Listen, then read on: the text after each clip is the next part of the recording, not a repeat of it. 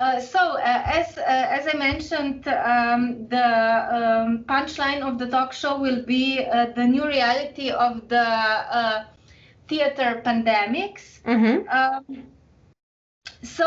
My question for you would be how actually the International Dramaturgy Lab how is adapting to the new reality concerning the new ways of developing theater online?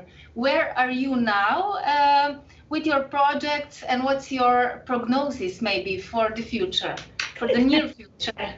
If you can give us some. It's funny because I'm laughing because you're making it sound like digital theater is like a disease. But it is a bit, isn't it? No. Okay. No. I'm just here to tell you. Convince me I'm wrong. Yes. Listen. Yeah, okay. I'm here because I've been working on digital theater since 2012. So when the pandemic started, everyone started doing things online. I was like, finally, welcome, And that doesn't mean I don't do traditional theater as well. So I do plays in theaters with the audience there, in venues, producers, everything. But I also have this part of my career that I do digital and online theater. And I've been doing that for almost a decade. And it's because it has a different value and it's a different medium, and it helps the message get to different audiences as well. The thing is that right now what we want to shift is also the audiences. We want like traditional audiences to go into digital plays. And when I'm talking about digital plays, I don't mean streaming a recording of a play. That's boring. That's not what we are doing when we do digital theater. It's a totally different language in which you have to transcreate a play if you're doing a text that existed before, or you can write something specific for digital audiences. And the language is totally different. And the issue that we are having if we are only streaming recordings is that loses the power of the live communication with the audience. And that is what you need. You need you need a bidirectional channel in which you communicate with the audience, but the audience also affects the performance. Because that is what happens in theater. You can feel the energy of the audience, and that makes that the show is more powerful or less, and you have one day in which it doesn't happen, you don't know why, it's because the audience is not feeling it. And then we can all be part of that communion that happens in a venue. So what is happening right now is that you need to ask yourself, where is the state? Where is the state right now? And the answer is very easy, is that it's in the same place that it has always been, and it is in the mind of the audience. The stage is not a physical place, and it never was. Because I am giving you tools to create a story, and you're imagining things, and you're making that happen because you're believing me. And you're believing that a doll is a baby. On the stage, there's a doll. In your brain, there's a baby. So the play was always there. We are doing the same thing. We only need to keep both channels open. And we need to take all our expertise and everything that we know about theater and try and play, because the word is play, and research, and be humble about not knowing things, because that is making lots of people very uncomfortable.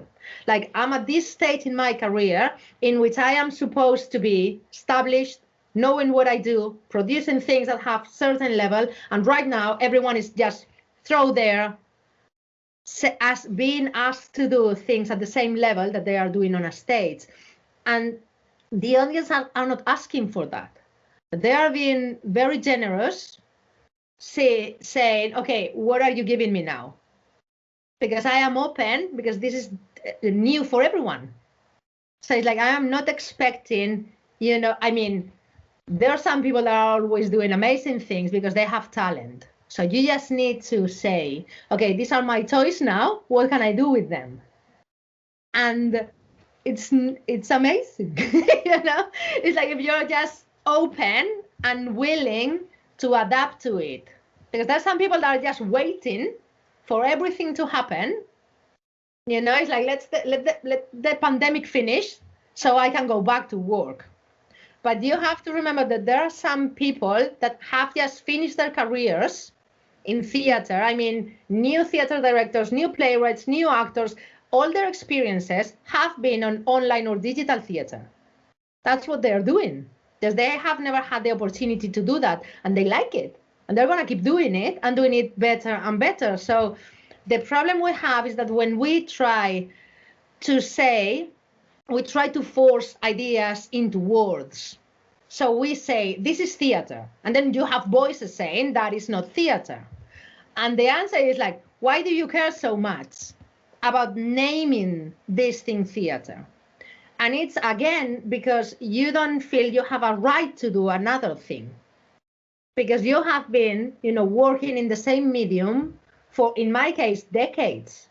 I started doing theater in 2000. That's where I had my first professional production. That's a lot, And then it's like, now do this. And if you don't want to start experimenting and feeling comfortable in it, and the thing is that another misconception is that people think like digital theater is cheaper. It's not. Or it's like more, I don't know, they attribute values to it without really knowing what it is. And I have done plays that were interactive with the audience. It's like you have an actor and then you have an audience member, and it's been amazing. And the same play happened live with the actor and the audience member. And there was practically no difference at all, except for the other one was easier to tour, Because it was like... I would like to ask you specifically, what are actually the new forms you've been developing now since the epidemic started by the Dramaturgy Lab? Yes. What can you say? Okay, what we are working, the International Dramaturgy Lab is very big. There's I think there's 16 groups of between 3 and 8 people. There's a lot of people involved from everywhere. So in my group, there's 8 people from Japan, Korea, Mexico, Germany, Greece, United Kingdom. I'm from Spain, but I live in London. And I don't know, that's 8 people from there. And each group are doing different things because we were given the freedom to, once they put us together, we could decide what we wanted to do with that. And in my group, we started talking, and what we decided is we were going to give presentations, each of us were going to talk about what we are doing in this area. And what are we experiencing, what are we experimenting with, what's happening in each country. So, for example, we have someone from Germany, she explained to us what's happening there, someone from Japan, but from a first point of view, perspective. So it's this is what I'm doing, this is what's happening. And then from all of that, we are getting an idea about what we think is going to be the future of dramaturgy. And what's happening with dramaturgy, I don't know if the people are going to watch this know what it is. Because, for example, in Spain, dramaturgy doesn't exist. In Mexico, it doesn't exist either. And there's other countries in which the figure of the dramaturg is really powerful, as it should be, because it's the one that takes care that the play makes sense. And then, for example, in Spain, that's the job of the playwright. And then, from a certain point of view, is the director. And that creates lots of tension, because we need that figure in the middle who takes care of that. So I can do this job better, and you can relax because you have someone taking care of this. So what is happening in regards of dramaturgy everywhere in the subject of digital theater? It's a lot. Because, for example, in Korea, the person we have that's from Korea that also works in LA, She's working more devising theater. So that is an option. There's other people that are like adapting plays that were written before the pandemic to be performed online. And then others, we are also trying to make sense out of things, define things, and create a little bit of theoretical seeds to plant here and there. So it's a lot of work. We meet weekly, and we have done like 4 presentations so far, and they've been quite impressive. Like it's not, I mean, digital theater is here to stay, and it's going to grow, and it's going to be really big. And I want to clarify something as well, and it's that digital theater is not Zoom theater. That's a very specific genre of digital theater, because you can also have social media theater, you can have transmedia theater, all of that is online theater. So I can create an experience for you that happens in different devices. And that would be immersive theater. So there's like a whole field, and then there's some bleeding into AR and VR and all of that world. And we have like writers that are crossing through to that areas of gaming and all that kind of experiences. So that's only enriching our own field. Another issue that theater has is that theater people has never really been technological or early adopters of technology. So that makes it difficult, to jump into the pool. So there is this common misconception that digital or online theater is only Zoom theater, because that is what most people have been developing. That is just different people in your window, and that is the play. And the reality is that you have way more tools to play in digital theater. You can make social media theater, you can make transmedia theater. That means that you can create an immersive experience using different devices from the audience. You can text them, use, I don't know, TikTok, Twitch, and including Zoom, email, everything. So that's something that was being experimented with before the pandemic. And right now, there's still a group of us that were working on this before the pandemic happened that are still trying to communicate with the ones that are only doing Zoom theater, which are like the big theaters. And the big theaters are only adopting Zoom theater without experimenting. And the most common thing they're doing is that they're putting the actors sitting down, talking. And that doesn't make any sense to me, because it's like, to start with, do you really need to be sitting down? And if you don't, stand up and move. It's like the screen has 2 dimensions, but you don't. And the space that you're living in, it doesn't have 2 dimensions, unless you want to create a stage that has 2 dimensions. That's fine if you're making that up, if you're making that decision. So there's so many other things that you can explore and include and make the audience feel a part of it. Because if you're only streaming a recording, that has 0 value as a theater experience.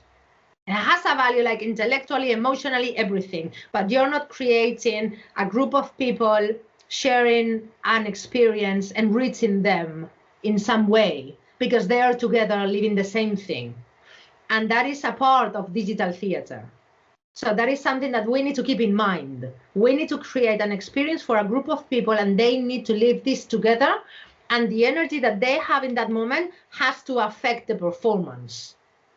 And in that case, we are still doing theater. Great. This is great. Yeah. You need to go digital, because digital doesn't close, and it gives you, I'm not going to say the same experience, but it gives you a different experience that is not less valuable than the one you have in the venue. You need to understand that. It's not that I am saying, okay, because I don't have this, I'm going to have that. That's not the reason why you want to go to a digital theater play. It's because you're getting things that you would not get any other way. And it's adding an extra value, and you can feel it. I'll send you some of my plays. Okay, great. Do that. Great. I would like to. Thank you so much for this, for your time and for this short interview. And let's stay in touch. Yes, so, let's. If you send me, I would like to read it. So thanks. Lovely. Thank you so much, darling. Have a nice time. Stay healthy and see you. You too. Bye. Bye.